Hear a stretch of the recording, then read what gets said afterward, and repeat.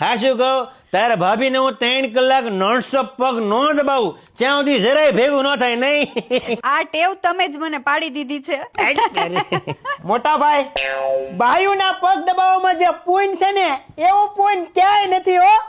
ગામ ગમે તે, સમાજ ભલે ગમે તે, વચ્ચે હાસુ સુખ તો આયા છે હો. દીકુ આરામ મળ્યો? હાસ તો મોટા ભાભી, હું 8 વર્ષથી પરણીને આવી છું ને, પણ એક દિવસ બી પગ દબાવવાનું ના ભૂલે. આ તો મારો હીરો છે, હીરો.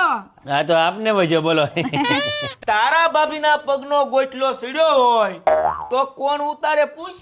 કોણ કરે?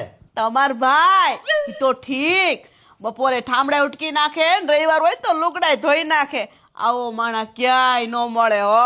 હવે તળિયા દબાવો નહીં. એ હું તળિયું દબાવ મળું.